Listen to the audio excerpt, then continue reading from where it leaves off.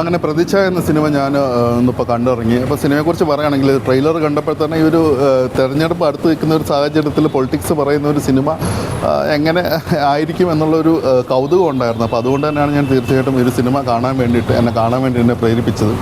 Cinema തുടങ്ങി സത്യം പറഞ്ഞാൽ ഒരു ആദ്യത്തെ ഒരു അരമണിക്കൂർ 40 മിനിറ്റ് കഴിഞ്ഞപ്പോഴത്തേക്കും ഇത്രയും പൊളിറ്റിക്സ് പറയുന്ന ഒരു സിനിമ ഈ ഒരു തെരഞ്ഞെടുപ്പ് സാഹചര്യത്തിൽ എങ്ങനെയാണ് അവർക്ക് അനുമതി കിട്ടിയത്, എങ്ങനെയാണ് സെൻസർ ബോർഡ് ഇനിയിപ്പം കോൺഗ്രസ് മുക്ത ഭാരതം എന്നുള്ളൊരു അജണ്ട മറ്റുള്ളവർ പറയുന്നത് പോലെ കേരളത്തിൽ നടപ്പാക്കാൻ വേണ്ടിയിട്ടുള്ള ഒരു സംഭവമാണോ എന്ന രീതിയിലേക്ക് സത്യം പറഞ്ഞാൽ എൻ്റെ ഒരു ചിന്ത ആ ഒരു രീതിയിലേക്ക് പോയായിരുന്നു. ഇനി ഞാൻ പറഞ്ഞ പോലെ തന്നെ സിനിമയാകുമ്പോഴത്തേക്കും ആ ഒരു സാഹചര്യങ്ങളും ജീവിച്ചിരുന്ന ചിലരുടെയൊക്കെ ഒരു റെഫറൻസൊക്കെ എടുത്തിട്ട് എനിക്ക് ഒരു കാണിക്കുക. പക്ഷെ നമുക്ക് മനസ്സിലാവും അവർ ആരെയാണ് ഉദ്ദേശിക്കുന്നത്, ഏത് പാർട്ടിയാണ് ഉദ്ദേശിക്കുന്നതൊക്കെ. അപ്പോൾ പാർട്ടിയുടെ പേരൊക്കെ അവർ മാറ്റിയായിരിക്കും പറയുക. അപ്പോൾ ഇവർ കോൺഗ്രസ് രാഷ്ട്രീയമാണ്, ആ ഒരു പോയിൻ്റ് ഓഫ് വ്യൂവിലാണ് ഒരു സിനിമ മുഴുവനും പോകുന്നത്.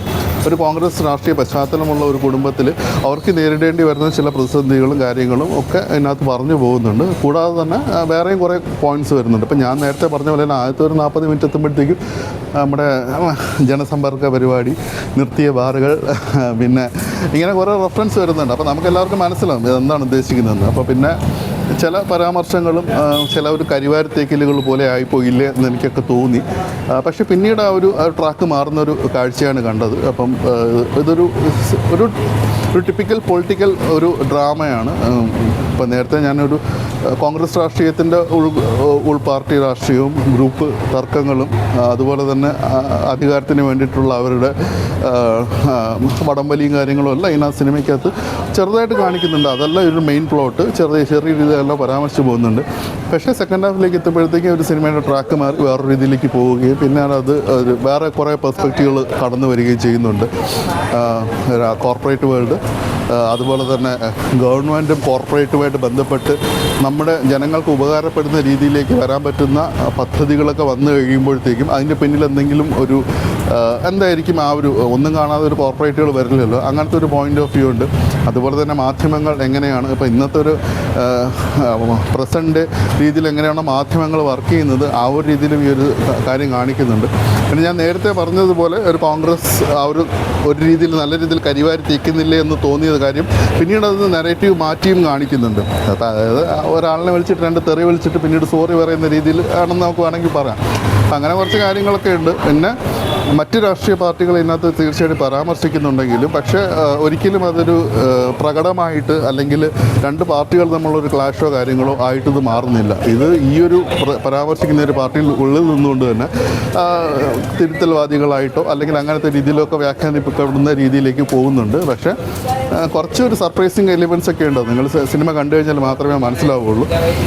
പിന്നെ നിവിൻ പോളി, നമ്മൾ പ്രേമത്തിലാണ് അദ്ദേഹത്തിന് കറുത്ത ഷർട്ട് മുണ്ടുവിട്ട് നമ്മൾ വളരെ ആഘോഷമാക്കിയ ഒരു കാഴ്ച നമ്മൾ കേരളത്തിലുണ്ടായിരുന്നു. ഈ സിനിമയിൽ നമുക്ക് കറുത്ത ഷർട്ട് മുണ്ടുവിട്ട് അദ്ദേഹത്തിന് നമുക്ക് കാണാൻ പറ്റി. പക്ഷേ ഇതൊരു കുറേക്കൂടെ വ്യത്യസ്തമായ രീതിയിലായിരുന്നു. അന്ന് നമ്മൾ ആ ഒരു കോളേജ് പശ്ചാത്തലത്തിൽ ഉള്ള ഒരു കാര്യങ്ങളുണ്ടെങ്കിൽ ഇത് വേറൊരു വ്യത്യസ്തമായിരുന്നു.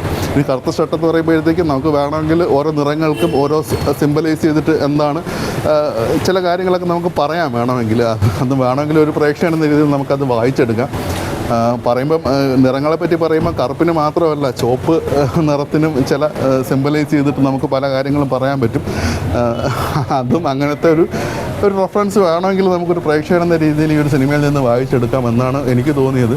ഒരുപക്ഷെ ഞാനിങ്ങനെ ഒരു കടന്ന് ചിന്തിക്കുന്നതുകൊണ്ടായിരിക്കാം ഒരു സിനിമയായിട്ട് കണ്ടു കഴിഞ്ഞാൽ ഒരു ഡീസൻ്റ് ആയിട്ടുള്ള ഒരു പൊളിറ്റിക്കൽ ഡ്രാമ പ്ലസ് കുറച്ച് ബാക്ക് സ്റ്റോറിയൊക്കെ പറയുന്ന ഒരു സിനിമയായിട്ടാണ് എനിക്കിത് തോന്നിയത്. കടന്ന് ചിന്തിക്കാതിരുന്നു കഴിഞ്ഞാൽ നമുക്കൊരു സാധാരണ ഒരു നല്ല ഒരു സിനിമയായിട്ട് തന്നെ തോന്നും. പക്ഷേ പിന്നെ ഒരു എന്താ പറയുക അതിഭീകര ടെസ്റ്റുകളോ കാര്യങ്ങളോ ഒന്നും ഈ സിനിമ അവകാശപ്പെടുന്നില്ല. നമുക്കൊരു ആവറേജ് ഒരു എക്സ്പീരിയൻസ് മാത്രം, ഒരു ആവറേജ് സിനിമ എന്ന് പറയുന്നത് ഒരു ഡീസൻ്റ് ആയിട്ടുള്ളൊരു സിനിമ എന്ന് മാത്രമേ എനിക്ക് തോന്നിയുള്ളൂ.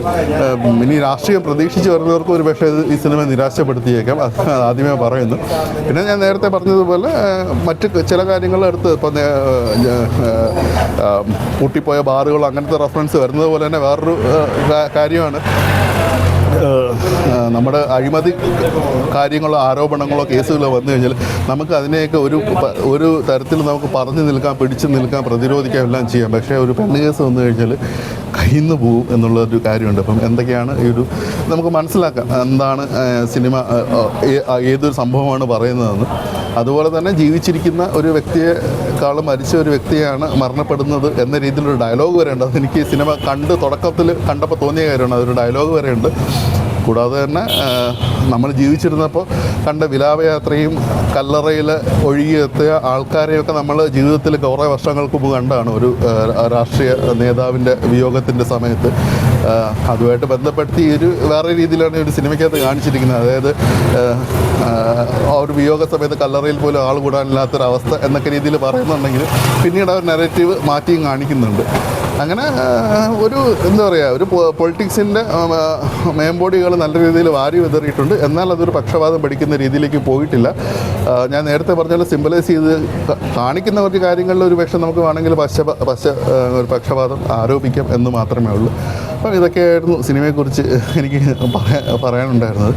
ഒരു അഴകുഴമ്പൻ രീതിയിലാണ് ഞാൻ പറഞ്ഞതെന്നറിയാം. പക്ഷേ കൂടുതൽ പറഞ്ഞു കഴിഞ്ഞാൽ ഒരു സിനിമയുടെ ഒരു സ്പോയിലറോ അല്ലെങ്കിൽ കൂടുതൽ കാര്യങ്ങളോ ആയിപ്പോവും എന്നുള്ള രീതി കൊണ്ടാണ് ഞാൻ ഇങ്ങനെ ഒരു രീതിയിൽ പറഞ്ഞത്. അപ്പോൾ ഇതൊക്കെയായിരുന്നു പറയാനുണ്ടായിരുന്നത്.